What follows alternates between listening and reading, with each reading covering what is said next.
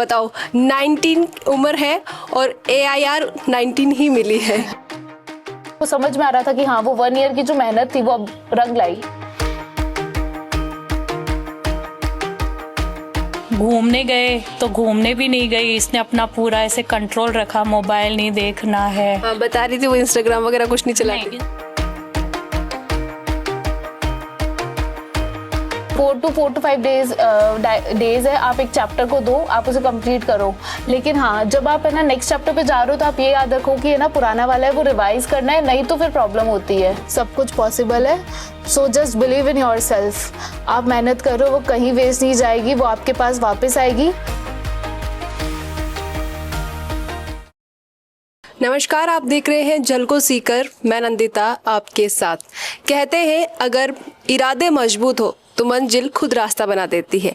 इसका एग्जाम्पल मेरे जस्ट बगल में बैठी हुई ऋषिता अग्रवाल है, जिन्होंने ना सिर्फ CA एंट्री एग्जाम क्लियर किया है बल्कि ऑल इंडिया 19वीं रैंक भी हासिल की है।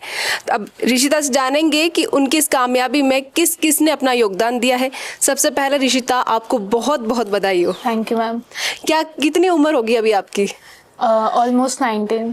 बताओ 19 उम्र है और AIR 19 ही मिली है। कैसा लगा ये कॉम्बिनेशन आपको? मुझे बहुत खुशी हो रही है, बहुत प्राउड फील हो रहा है और मैं इस मोमेंट के लिए सबसे पहले अपनी फैमिली और अपनी कोचिंग LLP कॉमर्स एकेडमी को दिल से थैंक यू बोलना चाहूँगी, क्योंकि उनके बिना ये पॉसिबल नहीं होता। ऋषिता, आपका कौन सा अटेम्प्ट था? ये मैम मेरा फर्स्ट अटैम्प्ट था, बोथ ग्रुप मैंने दिए थे अभी सितंबर 25 की एग्ज़ाम में। तो अब आगे के क्या प्लान्स है? आगे मैम अभी मेरे को एक अच्छे फर्म से प्रैक्टिकल एक्सपोजर करना है और इसी के साथ मैं अपने फाइनल पे भी ध्यान दूंगी। ये जो आपकी कामयाबी आपको मिली है, इस दौरान आपका जो स्टडी स्केड्यूल था वो कैसा रहता था? कितने घंटे आप पढ़ाई करते थे? मैम स्टडी शेड्यूल ऐसे रहता था कि कोचिंग में क्लासेस होती थी पहले 9 to 10 o'clock से स्टार्ट होके 5 o'clock तक वो क्लासेस रहती थी। फिर स्टडी का ऐसा था कि घर पे आके एक 1.5 hour या half an hour ऐसे रेस्ट लेके फिर जो क्लासेस में हुआ उसको रिवाइज करना होता। इसके साथ कोचिंग में 2 to 3 days के गैप से हर दिन टॉपिक वाइज टेस्ट होते, तो हम लोगों को उसके साथ में प्रिपरेशन करनी होती। जो जैसे जैसे कोर्स कंप्लीट हुआ, लास्ट के जो 2 months थे ना, तो हमारे पास अप्रैल में ही अगस्त तक होने वाले पूरे टेस्ट की सीरीज रेडी थी। तो हमें ऐसे कुछ बहुत ज़्यादा है ना स्ट्रेटेजी नहीं बनानी पड़ी, तो हमने टेस्ट को फॉलो किया और अपने आप टॉपिक कवर होते चले गए। जैसा कि आपने बताया कि कुछ टाइम बाद में आपकी टेस्ट सीरीज होती थी, तो टेस्ट सीरीज में भी आप टॉप करते थे, जो भी आपका बेस्ट था उसमें?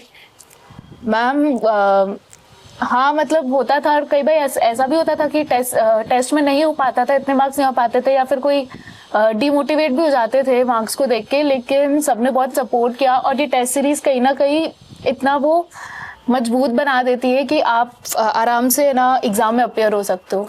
जैसा कि भी आपने बताया कि कई बार मार्क्स देख के डिमोटिवेट हो जाते, तो जब वो डीमोटिवेशन आता था तो उस दौरान अपने आप को मोटिवेट कैसे करते? उसमें आपको कौन हेल्प करता था? मोटिवेशन के लिए ना मैं सबसे पहले अपने पेरेंट्स से बात करती थी, और कभी कभी होता है कि पेरेंट्स को भी अपन नहीं समझा पाते, तो फिर मैं टीचर्स से भी बात करती थी और टीचर्स मुझे कॉल पे हमेशा गाइड करते थे। अच्छा, कोई टीचर जिनके नाम आप बताना चाहते हो कि उन्होंने आपकी बहुत हेल्प की इस जर्नी के दौरान? वैसे तो कोचिंग में सभी टीचर्स ने मेरी बहुत हेल्प की है, और इसके अलावा सबसे ज़्यादा लोकेश सर ने हमारी बहुत मदद की है। पढ़ते पढ़ते थक जाते थे, तो उस दौरान अपने आप को वापस रिफ्रेश करने के लिए, वापस एनर्जी लाने के लिए क्या करते थे? मैं तो है ना फुल साउंड में म्यूजिक सुनती हूँ, स्ट्रेस डाउन हो जाता है और अपने आप मोटिवेट हो जाती हूँ पढ़ने के लिए।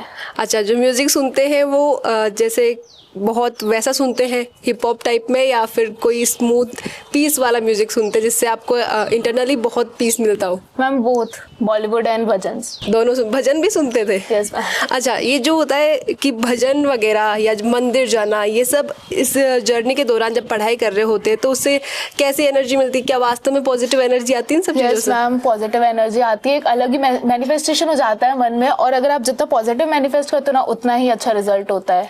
CAE क्यों बनना है? आजकल बहुत सारी चीज़ें हो रही है, बहुत सारे जॉब से, बहुत सारे प्लेटफॉर्म से। मैम मेरे को इंटरेस्ट था फाइनेंस में इंटरेस्ट था, और कॉमर्स में मुझे सबसे बेस्ट CA लगा, तो मैंने CA प्रोफेशन को ही चूज़ कर लिया। जिस दिन एग्ज़ाम का रिजल्ट आया और आपको पता चला कि आपने एग्ज़ाम क्लियर किया है, वो भी इतनी अच्छी रैंक के साथ में, तो फर्स्ट रिएक्शन क्या था? मैम फर्स्ट रिएक्शन तो ऐसा मतलब एक बार तो यकीन नहीं हुआ था, लेकिन जैसे जैसे सबने कॉन्ग्रेचुलेट किया तो वैसे वैसे यकीन हुआ कि हाँ हो गया। घर वालों का और टीचर्स का रिएक्शन क्या था? टीचर्स का और घर वालों का मतलब रिएक्शन ऐसा था कि वो बहुत ज़्यादा प्राउड फील कर रहे थे और उन्हें देख के मुझे भी बहुत अच्छा लग रहा था। सब बहुत ज़्यादा थोड़े इमोशनल भी हो गए थे और ऐसे मतलब लग रहा था कि जो 1 ईयर की जो पढ़ाई है वो फाइनली वर्थफुल हुई। सीए का जब सुनते हैं ना तो अपना आप ऐसे मुझे लगता है कि सीए सुन के ही लोगों को ऐसा लगता है भाई बहुत ज़्यादा पढ़ाई करनी पड़ेगी, ऐसे बर्डन पहले से फील होने लगता है। ये मिथ भी है कहीं ना कहीं, क्योंकि जो सीए बन जाते हैं जब उनसे बात करते हैं वो ऐसे कहते हैं इतना भी लोड नहीं लेना होता। आपका जो ये था पूरा टाइमिंग जिसमें आपने स्टडी किया, आपको भी ऐसा फील हुआ कि बहुत बर्डन है या बहुत प्रेशर किया जा रहा है मुझे? मैम वो थोड़ा वो हो जाता है कि वो स्टडी मटेरियल को देख के पहले डर जाते हैं, लेकिन मतलब अगर आप डेली पढ़ रहे हो, कंसिस्टेंसी से पढ़ रहे हो तो फिर है ना इतना हार्ड नहीं लगता है। कोई चीज़ जो आपने अपने स्टडी के दौरान मिस की हो और रिजल्ट के बाद अब आप वो पूरी करना चाहते हो? ये जो लास्ट 4-5 मंथ है ना, इसमें मैं कहीं भी घूमने नहीं गई तो अब है ना मुझे बहुत ज़्यादा मन है कि मतलब मैं जाऊंगी वगैरह ऐसे। अभी मेरे पास टाइम है, 2 साल है आर्टिकलशिप के है, तो मेरे जो चीज़ें मिस हुई है मैं उनको कवर अप कर लूँगी। जब टाइम पढ़ाई कर रहे होते तो आजकल मोबाइल फ़ोन है, इंस्टाग्राम है, वो सबसे बड़ा डिस्ट्रैक्शन होता है। आपको ऐसा लगा कभी, या आपको जो इधर सीए की बुक्स पढ़ी है, इधर इंस्टाग्राम में रील्स चल रही है, दोनों तरफ से खींचा जा रहा है? मैं इंस्टाग्राम नहीं चलाती, लेकिन है ना ऐसा होता था कि यूट्यूब वगैरह कभी चलाने का मन करता था और मैं चलाती भी थी, लेकिन ऐसा नहीं कि 2-3 घंटे आप स्क्रॉल करते रहो। आप देखो 15 मिनट देखो, हाफ एन आवर देखो और फिर रख दो, तो फिर वो स्ट्रेस भी डाउन हो जाता है और फिर से पढ़ाई करने लग जाओ, तो वो बैलेंस बना रहता है। कौन सा सब्जेक्ट था जो आपको सबसे ऐसा लगता था कि इतना स्ट्रेस देता है मुझे?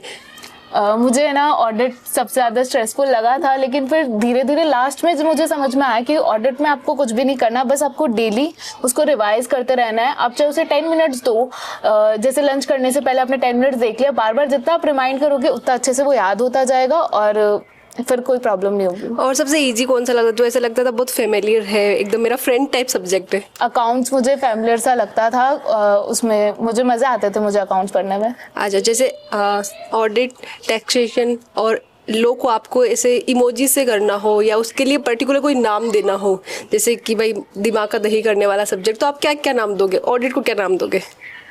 ऑडिट को तो मैं कहूँगी सबकी मदर, सब सब्जेक्ट्स की मदर ऑडिट। टैक्स दिमाग का दही, दिमाग का दही, Honestly, दिमाग का दही। और लॉ तो बाप रे बाप। और जैसा आपने बताया कि आपको ऑडिट पहले बहुत ऐसा लगता था कि स्ट्रेस देता है, बहुत ऐसे लगता था उसको कि बहुत हार्ड है, तो इनको जो सब्जेक्ट है इनको कैसे पढ़ना चाहिए? आपने कैसे बैलेंस किया कि भाई इस टाइम पे मैं ये पढ़ूंगी? मैम वैसे ना मैंने जो टेस्ट सीरीज होती है ना कोचिंग की, मैंने उसको ही फॉलो किया था, तो अपने आप एक ऐसा हो गया था कि क्योंकि टेस्ट सीरीज में ना हर टॉपिक कवर हो रहा था, 4 to 5 डेज है, आप एक चैप्टर को दो, आप उसे कंप्लीट करो।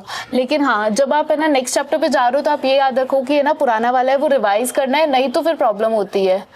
तो ये सब चीज़ें थी। और ऐसा भी था कि ना जब ना मार्क्स आते थे टेस्ट सीरीज के तो समझ में आ जाता था कि कौन सी सब्जेक्ट ज़्यादा वीक जा रही है, तो आप उस पर फोकस कर लो। तो ये सब चीज़ें हेल्प की। तो जैसे आपने बताया कि आपका जो टाइम टेबल था स्टडी का वो ऑलमोस्ट जो है कोचिंग का ही बनाया हुआ था, अभी आप खुद घर पे बनाते थे? मैम मेजरली कोचिंग का ही टाइम टेबल मैंने फॉलो किया है, लेकिन है ना जो सब्जेक्ट्स फिर मुझे खुद को फील होने लग जाता कि वीक जा रही है, इसमें मेरे को एक्स्ट्रा एफर्ट डालने हैं, तो मैं उनको अलग से लेके बैठती थी और मैं उन पर वर्क करती। कोचिंग के 8-9 आवर्स के अलावा घर पे आप कितना स्टडी करते थे? मैम घर पे ना कोचिंग की क्लासेस लेने के बाद ऑलमोस्ट मैं 7 o'clock से ऑलमोस्ट रात के 12 बजे तक वैसे पढ़ लिया, और फिर सुबह टाइम से उठ गए, मतलब 6 o'clock ऐसे मॉर्निंग में। जब कोई तैयारी कर रहा होता है तो ना सिर्फ वो ही उस में लगा हुआ होता है, उसकी फैमिली भी बहुत सारे सेक्रीफाइस करती है। या कभी ऐसा जैसे आपने बताया कि आप घूमने को बहुत मिस कर रहे थे, तो कई घर वालों ने प्लान बनाया और फिर सोचा कि ऋषिता का एग्जाम है इसलिए कैंसिल कर देते हैं? हाँ, ऐसा होता था कि कभी टेंपल जाने का मन करता था राजस्थान में कहीं, लेकिन हाँ वो फिर मेरे को देख के सब एक बार रुकते थे। घर वालों ने भी मेरे लिए बहुत सेक्रीफाइसेस किए, मेरी फैमिली ने मेरे लिए बहुत सेक्रीफाइसेस किए। जो आपने कोचिंग का नाम बोला वो आपको किसने रेकमेंड किया? LLP commerce academy. जैसे है ना मैंने ना 12th के एग्जाम दिए थे, उसके बाद है ना इंस्टेंट कुछ करना होता है, तो वैसे ही मेरा फिक्स तो था सीए करना है, तो सिक्कर में वैसे भी बहुत लिमिटेड कोचिंग है सीए को लेके, तो और एलएलबी कोचिंग के मैंने एडवर्टाइजमेंट देखे थे, तो फिर मैंने तुरंत 12th के बाद ज्वाइन कर लिया वहाँ पे। फाउंडेशन के लिए ज्वाइन किया था, फिर फाउंडेशन हुआ और फिर मैंने इंटरव्यू वहीं से किया। कोचिंग, हमारा जो कोचिंग का एनवायरनमेंट है वो बहुत ज़्यादा फैमिलियर है, मतलब हमें कभी ऐसे हेजिटेट हुआ ही नहीं कि हम ये चीज़ कैसे पूछे या क्या करें। सभी टीचर्स है ना, उन्होंने हमेशा मतलब ऐसे फ्रेंडली बिहेव किया है, तो हमें कुछ भी प्रॉब्लम होती है तो मुझे कहते थे। और हाँ, कोचिंग में हमने भाई होली भी बनाई है, हमने कोचिंग में वो छोटे छोटे मजे होते हैं वो हमने सब किया है कोचिंग में। जो स्टूडेंट अभी प्रिपरेशन कर रहे हैं और देख रहे हैं, क्योंकि अब आप भी कई लोगों के एक तरीके से गाइड बन चुके हैं, जो आपसे चाहेंगे कि आप उनको टिप्स दो कि किस तरीके से स्टडी करना चाहिए, किस तरीके से हमेशा खुद को मोटिवेट रखना चाहिए और डीमोटिवेट होते ही क्या करना चाहिए। मैं सभी स्टूडेंट्स को बस यही कहना चाहूँगी कि डेडिकेशन से, कंसिस्टेंसी से, हार्डवर्क से सब कुछ पॉसिबल है। So just believe in your self. आप मेहनत करो, वो कहीं वेस्ट नहीं जाएगी, वो आपके पास वापस आएगी। हाँ, डिमोटिवेट होते हैं, सब होते हैं, बट अपने माइंड को जितना हो सके उतना पॉजिटिव रखिए। ये सारी चीज़ आपकी बहुत मदद करेगी। ऋषिता को रिजल्ट जब आयो हो तो आपको रिएक्शन का आयो जब आपने ठाप पड़ी कि इंटर एग्जाम पास कर लिए 19वीं रैंक के साथ? खूब बढ़िया लगा, खूब अच्छा लगा और काफ़ी बच्चे ने जो मेहनत की है उसके अनुसार परिणाम देख करके अंदर से बहुत अच्छा लगा, खूब खुशी हुई। अपने बच्चे ने भी खूब मेहनत की है, लगभग 17-18 घंटे पढ़ने का, और पूरा उनकी जो कोचिंग टीम है उनका भी खूब अच्छा सहयोग रहा है। टीचर्स वगैरह है, परिवार का भी, ऋषिता की माताजी भी खूब उनको समय समय पे, हालांकि मैं थोड़ा सा समय कम दे पाता हूँ, लेकिन ये उनका पूरा बच्चों को मेंटेन रखते हैं। उनका काफ़ी सबका ही योगदान है। टीचर्स है, एलएलपी की जो कोचिंग टीम है उनका भी बहुत अच्छा, वहाँ भी अच्छा माहौल मिलता है, तो बच्चे को बढ़िया सीखने को मिलता है। तो आप जो है एक तरीके से सख्त पापा हिस्ट्री कड़ा, या फिर कि ऋषिता जो है खुद का मन में पढ़ रही है, कदे आपने डांटना पड़ेगा भाई अब पढ़ ले? नहीं, देखो कभी डांटना नहीं पड़ा, खुद से को तो नहीं डांटना पड़ा कभी भी, कभी नहीं डांटने पड़ा। हाँ। ये पहले 9th क्लास तक था, थोड़ा वो कोरोना का चक्कर रहा था, लेकिन उसके बाद से इसमें खुद में ही हुई। मतलब ये इसका 10th से 12th में अच्छा रैंक रहा, डिस्ट्रिक्ट टॉपर पे ये रैंक करती है अपनी, फर्स्ट आई थी, डिस्ट्रिक्ट टॉपर है। खुद का भी बहुत बड़ा उसका जो है, इसका डिसीजन यही था कि सीए बनना है। हाँ, इसने अपने 10th के इंटरव्यू में यही कहा था कि मुझे सीए बनना है। हाँ। तो ये अपना वो एम ही पा रही है अपना, और पूरी 9 महीने की मेहनत थी, कहीं नहीं आना जाना, इतना लेंथी कोर्स वगैरह, पढ़ना करना, समझना, टीचर्स का बराबर टेस्ट लेना, मतलब टीचर्स ने भी काफ़ी मदद की है इस बारे में। और इसने भी अपना पूरा ध्यान रखा। जैसे हम लोग घूमने गए तो घूमने भी नहीं गई, इसने अपना पूरा ऐसे कंट्रोल रखा, मोबाइल नहीं देखना है। हाँ, बता रही थी वो इंस्टाग्राम वगैरह कुछ नहीं चलाती? नहीं, इंस्टा तो नहीं, बच्चों को इंस्टा तो नहीं चलाने देते। और वैसे देखो वही है, इसकी मेहनत भी है, सपोर्ट सबका है, भगवान का भी पूरी वो है। अच्छा, तो क्या कहना चाहेंगी मम्मियों को जो अपने बच्चों को चाहती है कि वो भी कुछ कामयाब बने हैं? कैसे मैनेज करते हैं आप बच्चों को कि इस टाइम से डांटे भी नहीं, जिससे उनको बुरा भी नहीं लगे, और वो प्रॉपर लाइन पे रहे, पढ़ते भी रहे? बच्चों में देखो सबका अपना अलग अलग है। जैसे कोई बच्चा किस चीज में इंटेलिजेंट है, किस में इंटेलिजेंट है। जैसे इसका मन सिर्फ पढ़ाई में है, तो ये है कि ये पढ़ाई में अपना ध्यान दे रही है। बस बच्चों में क्या है, कंपैरिजन नहीं करना बिल्कुल भी, बस वो है कि वो पढ़े, लेकिन वो खुद अगर मन से पढ़ते हैं ना बच्चे तो वो बहुत बढ़िया है। लेकिन अपर उनको बहुत ज्यादा कंट्रोल कर करके पढ़ाते हैं ना, तो वो कहीं ना कहीं ना डिसिप्लिन तोड़ते ही है बच्चे। मतलब कंट्रोल ज्यादा करना चाहिए उनको। हाँ, कंट्रोल ज्यादा नहीं करना चाहिए। जैसे वो लेट नाइट तक पढ़ती थी या सुबह जल्दी उठते, उससे पहले आप उठते थे, उससे बाद में सोते थे, या फिर वो अपने आप उठ जाती थी? नहीं, अपने आप उठती थी। उसका था कि लेट नाइट ही पढ़ना है, और जैसे कोचिंग से ही 5 बजे तक आती थी ये, वो भी था। तो सारा टाइम तो कोचिंग में जाता था? नहीं, चला जाता था 9 से 5। तो फिर क्या टेस्ट वगैरह संडे को बुलाना, वो सब कोचिंग ने ही अपना सेट कर रखा था सारा माइंड।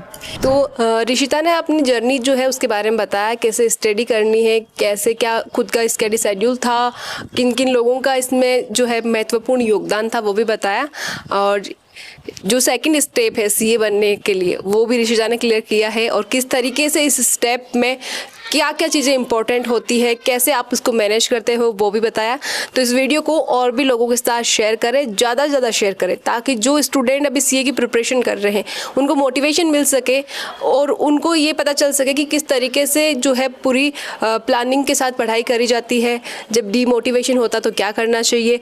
अगर कोई सीए का स्टूडेंट है वो ये वीडियो देख रहा है और उसको कुछ भी डाउट है या कुछ भी पूछना है तो वो कमेंट बॉक्स में लिख के ज़रूर बताइए। ऋषिता आपको उसको रिप्लाई करके बताना होगा जो भी वो पूछेंगे। तो ऋषिता आपको बता देगी कि कहाँ पे किस तरीके से चीज़ों को एडजस्ट करना होता है, कैसे प्लानिंग करनी होती है। इसी के साथ जुड़े रहिए झलको सीकर के साथ और बनाए रखिए आपका ऐसे ही हमारे ऊपर प्यार।